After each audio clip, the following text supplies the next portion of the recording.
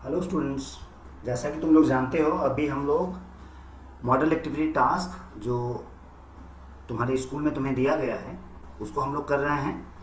उसी सीरीज़ में आज हम क्लास 10 के भौतिक विज्ञान के मॉडल एक्टिविटी टास्क 1 उसको हल करेंगे। इससे पहले हमने क्लास 10 के ही गणित का जो मॉडल एक्टिविटी टास्क था भाग 1 और भाग 2 उसे हमने हल किया था। उस वीडियो को अगर नहीं देखा है तो चैनल के प्लेलिस्ट में जाकर तुम क्लास 10 का जो मॉडल एक्टिविटी टास्क है उसे देख सकते हो। वहाँ तुम्हें हर सब्जेक्ट का मॉडल एक्टिविटी टास्क मिल जाएगा। मॉडल एक्टिविटी टास्क में जो प्रश्न है उसको तुम लोग अपने स्क्रीन पे भी देख पा रहे हो। इसमें हमें 5 प्रश्न दिए गए हैं और उन 5 प्रश्नों का हमें उत्तर लिखना है। तो प्रश्न के उत्तर की तरफ जाने से पहले तुमने हमारे चैनल को सब्सक्राइब नहीं किया है तो उसे ज़रूर सब्सक्राइब कर दो, ताकि जो भी नए वीडियोस हमारे चैनल पर आएंगे उसका नोटिफिकेशन सबसे पहले तुम्हें मिले। चलो चलते हैं प्रश्न के हल की तरफ। प्रश्न है वो है मात्रा के विश्लेषण के आधार पर आर की इकाई क्या होगी। तो आर के बारे में हम लोग जानते हैं कि ये है यूनिवर्सल गैस कांस्टेंट, और हम लोग गैस कांस्टेंट बारे में जानते हैं जब हम लोग गैस लॉ को पढ़ते हैं। गैस लॉ से जो एक फॉर्मूला हमें मिला है PV इक्वल्स टू nRT। यहाँ से यदि हम R का मान निकालें तो हमें मिलेगा PV बट्टा NT। P होता है दबाव, गुना V यानी आयतन, N है मोल, T है तापमान। अब दबाव के बारे में हम लोग क्या जानते हैं?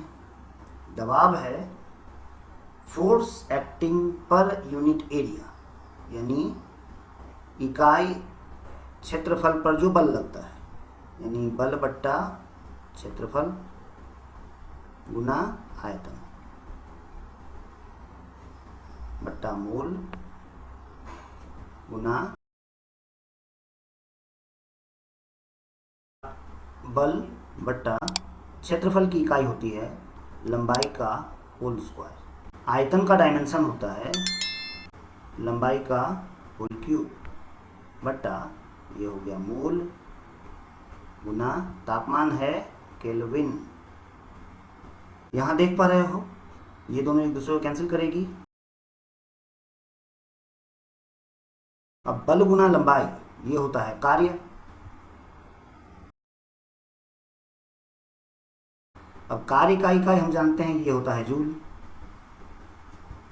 बट्टा मोल गुना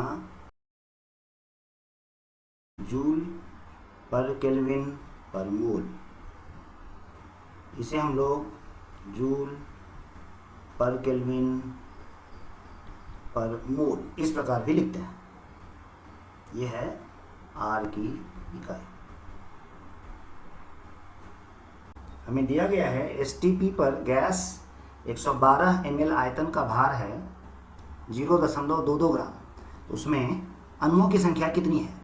अब हम जानते हैं यानी मोलों की संख्या ये है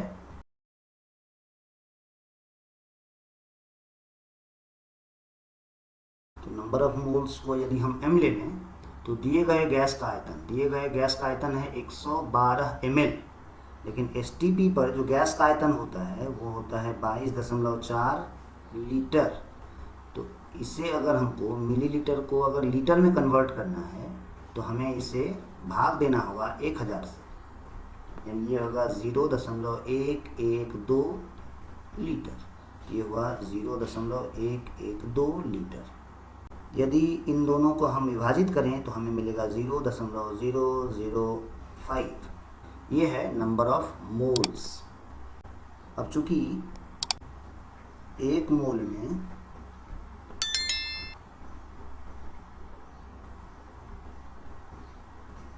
अणुओं की जो संख्या होती है वो होता है 6.023 इंटू 10⁻23।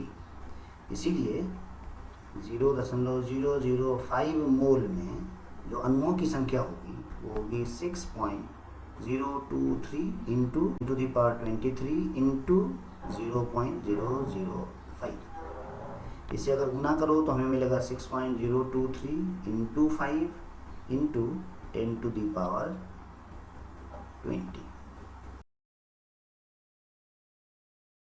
यानी इसे हम लिख सकते हैं 3.011 इंटू 10 टू द पावर 21। इतना है अणुओं की संख्या। अब हमें कह रहा है गैस का अणुभार कितना है, गैस का अणुभार कितना है। पुनः हम जानते हैं number of mole equals to होता है दिए गए गैस की मात्रा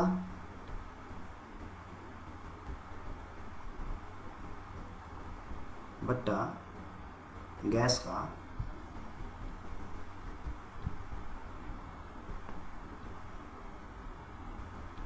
अनुभार। अब नंबर ऑफ मोल्स हमें मिला है 0.005, गैस का भार हमें दिया गया है 0.22 ग्राम, यहाँ देख पा रहे हो, और गैस का अनुभार हमें निकालना है। तो गैस का अनुभार हमने ले लिया x, तो यहाँ से हमें जो x का मान मिलेगा वो है 0.22 बट्टा 0.005 में मिलेगा 44 ग्राम, और यह है हमारा आंसर। जगह की कमी के कारण मैंने दूसरा उत्तर को यहाँ लिखा है, तुम लोग कॉपी में इसके नीचे लिखना।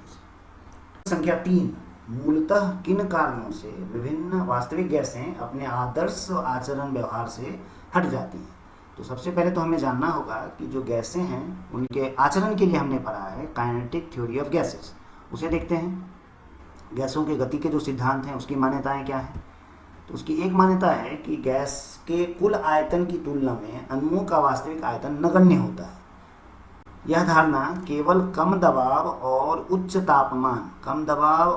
तापमान पर मान्य है, लेकिन कम तापमान या फिर उच्च दबाव पर अणुओं के संकुचित होने के कारण अणुओं की मात्रा गैस की कुल मात्रा की तुलना में अधिक नगण्य नहीं होती है। यानी तापमान कम और दबाव अगर ज़्यादा हो जाए तो देखा जाता है कि गैस क्या होती है, संकुचित हो जाती है। तो संकुचित होने के कारण हम देखते हैं कि गैस की कुल मात्रा की तुलना में अणुओं की जो आयतन है वो नगण्य नहीं है। दूसरा है कि गैस के अणुओं के बीच आकर्षण बल नगण्य है, लेकिन यह धारणा भी तब मान्य नहीं होती है जब दबाव अधिक होता है और तापमान कम होता है। तो गैसें जो हैं वह आदर्श गैस व्यवहार से विचलित होती हैं। गैसें मतलब वास्तविक गैसें। वास्तविक गैसें आदर्श गैस व्यवहार से विचलित होती हैं क्योंकि उनके अणुओं के बीच आकर्षण बल होता है।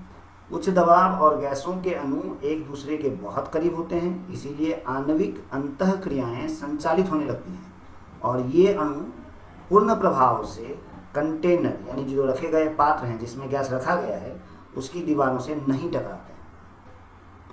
तो ये दो कारण हैं जिनके कारण वास्तविक गैसें आदर्श आचरण से हट जाती हैं।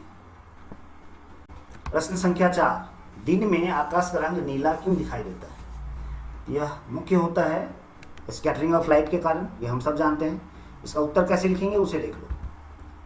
तो सूर्य से प्रकाश को हम तक पहुंचने से पहले पृथ्वी के वायुमंडल में एक लंबी दूरी तय करनी पड़ती है। जैसे प्रकाश वायुमंडल से होकर गुजरती है, यह वायु में मौजूद हवा के अणुओं के द्वारा अलग अलग दिशाओं में स्कैटर्ड हो जाती हैं, बिखर जाती हैं। अब हम जानते हैं कि प्रकाश 7 रंगों से मिलकर बना है। इसमें सबसे कम वेवलेंथ की जो प्रकाश है यानी नीला प्रकाश, वह दीर्घ वेवलेंथ यानी अधिक वेवलेंथ वाले लाल प्रकाश की तुलना में अधिक बिखरता है। क्योंकि सूर्य से सीधे हमारी आंख तक आने वाला जो प्रकाश है वह लाल प्रकाश से समृद्ध होता है, जबकि अन्य सभी दिशाओं से हमारी आंखों तक पहुंचने वाला प्रकाश बिखरा हुआ नीला प्रकाश होता है। इसीलिए आकाश सूर्य की दिशा के अलावा अन्य दिशाओं में नीला दिखाई पड़ता है। जिस तरफ सूर्य उगती है उस दिशा में आकाश या सूर्य हमें लाल दिखाई पड़ता है, पर आकाश जो है वह नीली दिखाई पड़ती है।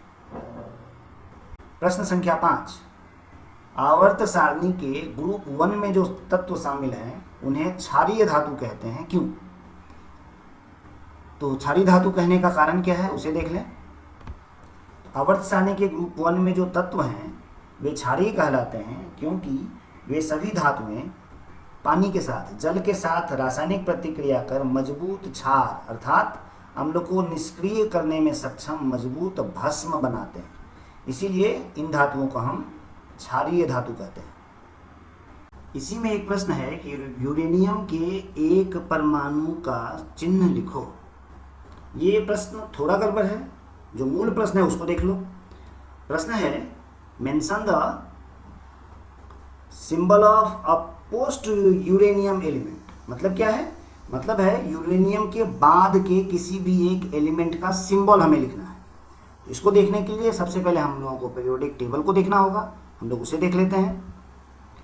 अब पीरियोडिक टेबल में यहाँ देखो, यूरेनियम के बाद इतनी सारी एलिमेंट्स हैं, इनमें से किसी भी एक एलिमेंट का हमें नाम लिखना है। यूरेनियम के जस्ट बाद जो एलिमेंट है उसका नाम है नेपच्यूनियम। इसका सिंबल है Np और एटॉमिक नंबर है 93। तो हम इसे लिख लेते हैं। वैसे नेपच्यूनियम के बाद प्लूटोनियम है तो तुम प्लूटोनियम का नाम भी लिख सकते हो, कोई दिक्कत नहीं है इसमें। इसमें से कोई भी एक एलिमेंट का अगर तुम नाम लिखोगे तो तुम्हारा उत्तर सही होगा। हम लिख रहे हैं यूरेनियम के जस्ट बाद वाला नेपच्यूनियम। पोस्ट यूरेनियम एक तत्व है नेपच्यूनियम जिसका एटॉमिक नंबर है 93।